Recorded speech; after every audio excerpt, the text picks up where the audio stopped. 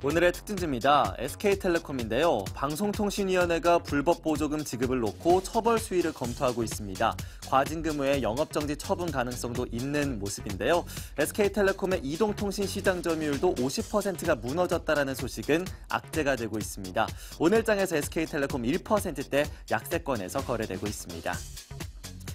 아모레퍼시픽의 주가 흐름은 변동이 큽니다. 오늘도 신고가를 경신하더니 이후 차익 실현 매물의 2%대 조정인데요. 중국 판매 증가와 액면 분할에 대한 기대감은 여전한 상황으로 해석이 되고 있습니다. 현재 5월 8일 신주권이 상장될 예정인데 이전에 차익 실현 매물이 크게 나오고 있습니다. 어제 상한가였던 셀트리온은 오늘 약세입니다. 램시마의 글로벌 판매 기대감이 주가를 끌어올렸었는데요. 상반기 내 미국 판매 허가를 예상하면서 실적 기대감을 반영한 바 있습니다. 하지만 오늘 장에서 역시나 차익 실현 매물에 다소 흔들리고 있네요. 오늘 2에서 3%대 하락권을 기록하고 있습니다.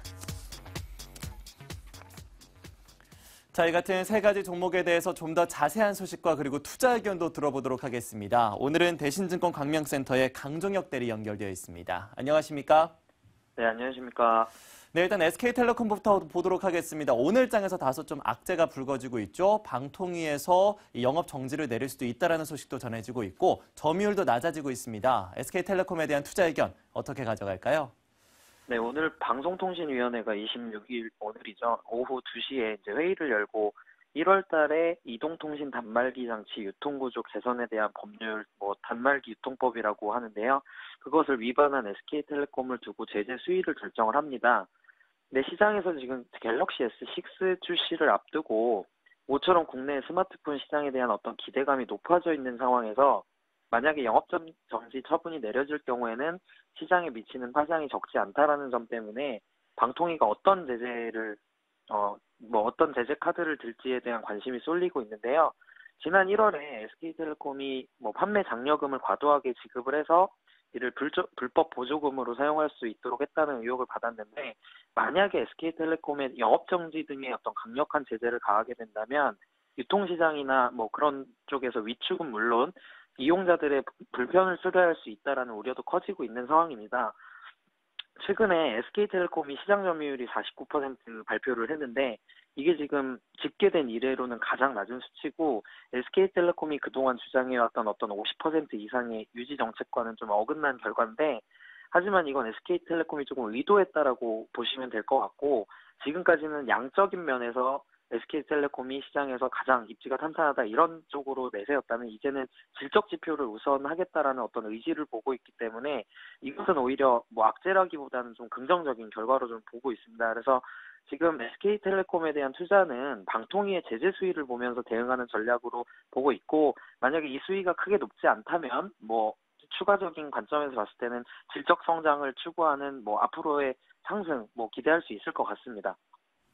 SK텔레콤 점점 이제 낙폭을 만회해 나가는 모습도 일단 긍정적으로 해석이 되고 있습니다. 2시까지는 좀 더 지켜봐야 될 것 같고요. 아모레퍼시픽 보도록 하겠습니다. 연일 신고가를 경신하고 나서 오늘 장에서는 좀 차익 실현 매물이 크게 나오고 있는 상황이네요.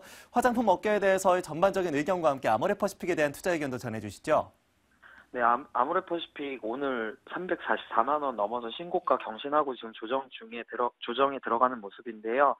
외국인하고 개인이 어제 좀 많이 매수를 하는 모습이었습니다. 특히 외국인이 전일에 이어서 사자에 나서면서 아모레퍼시픽 주가를 어제 견인을 했는데 상승 배경을 살펴보면 내수 시장에서 어떤 탄탄한 지배력이 있고 중국 시장에서 성장 기대감이 굉장히 크게 작용을 하고 있습니다.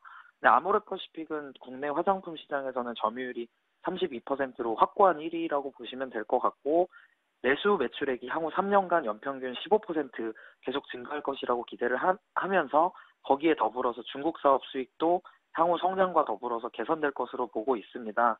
아모레퍼시픽이 지금 전 세계에서 차지하는 화장품 업체 중에서는 5위권에 들어가는 수준인데요. 이게 지금 중국을 필두로 홍콩, 나아가서는 아시아 지역의 성장 모멘텀을 갖고 있기 때문에 향후에 해외 사업부 쪽에서만 연평균 31%씩 계속 성장할 것으로 기대를 하고 있습니다. 그리고 이제 액면 분할도 굉장히 호재로 작용을 하고 있는데 유동성이 확대가 되기 때문에 주가를 조금 더 상승할 수 있는 좀 모멘텀으로 작용하고 있는 것 같은데요. 지금 투자 쪽에서 바라봤을 때는 4월 22일부터 이제 신주권 신주권 변경 상장 전까지는 매매가 정지가 됩니다. 그래서 이 기간 전에 일부 매도 물량이 출회가 될 것으로 예상이 되고 이후에 분할된 이후에 조정을 겪게 된다면 그때는 좀 적극적으로 대응하시는 전략이 필요할 것 같습니다. 네, 일단 펀더멘털적으로 아모레퍼시픽 여전히 좋은 모습 보여주고 있습니다. 신주권이 상장되고 나서 더욱더 탄력적인 흐름 기대해 보도록 하겠습니다. 마지막으로 셀트리온도 보도록 하죠. 어제 상한가로 마감을 했는데 오늘장 역시나 흔들리고 있습니다. 장기적으로 더욱더 좀 상승할 수 있을 거라고 보십니까? 어떻게 보십니까? 네, 셀트리온 어제 상승 제한폭까지 상승하면서 76,100원에 장 마감했는데요. 이게 내용 자체는 램시마의 어떤 글로벌 판매 기대감 때문인 것으로 풀이가 되고 올해 상반기 내에 미국에서 램시마가 판매 허가를 이루어질 것이다라고 예상을 하고 있는데요. 이것과 더불어서 10종류의 제네릭이 유럽 12개국에 수출이 되면서 본격적인 어떤 실적 증가가 예상되고 있는 상황이고 이 때문에 이제 올해 들어서 어제까지 주가가 96% 가까이 상승을 해왔습니다. 하지만 제가 봤을 때는 이제 노출된 지 오래된 재료를 가지고 좀 상승을 했던 부분이 있어서 어제 이제 시장에서는 이런 램시마가 미국 식품의약국에 판매 허가를 취득했다라는 얘기나 아니면 먼디파마 판매망 공급 어떤 가격을 계약 체결했다라는 루머까지 돌기도 했는데 투자자분들께서는 이런 어떤 썰에 대한 진위 여부를 따지기보다는 기관하고 외국인이 어제 의미 있게 매수세를 가져갔다라는 쪽에 좀 더 포인트를 두시면 될 것 같습니다. 그래서 지금 현재 코스닥 시장에서는 분명히 가장 핫한 주식이기 때문에 조정을 여기서 조금 더 겪게 된다면 추가적으로 매수하시는 것도 저는 괜찮다고 생각하고 있습니다. 네, 셀트리온 좀 더 조정받는다면 매수해도 좋겠다. 그렇다면 전반적인 업종에 대해서는 또 어떨지도 모르겠습니다. 그간 지수를 이끌어왔던 게 화장품 업종과 그리고 또 바이오 업종이라고 꼽을 수가 있을 텐데요. 이들 두 업종에 대한 전반적인 투자 의견을 제시해준다면 어떻게 할 수가 있을까요? 지금 사실 화장품 업종 같은 경우는 지금까지 작년부터 주가를 견인해왔던 어떻게 보면 대표 업종이라고 볼 수 있는데 이것이 지금 피크를 향해 달려가고 있는 것 같습니다. 분명히 피크를 향해 달려갔기 때문에 여기서 주가가 계속 꺾일 거다라는 의견을 제시하기보다는 지금부터는 실적을 확인하면서 가야 되는 업종이라고 보면 될 것 같고요.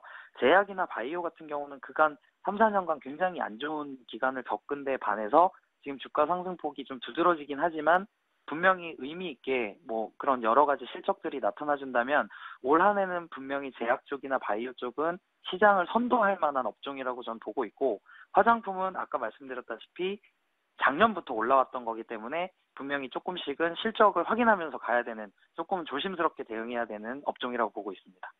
네, 바이오는 일단 차치하더라도 화장품 업종에 대해서는 실적을 확인해보자라는 의견들 함께 들어볼 수가 있었습니다. 이렇게 해서 오늘장 특징주에 대한 투자 의견 강종혁 대리와 함께했습니다. 오늘 말씀 고맙습니다.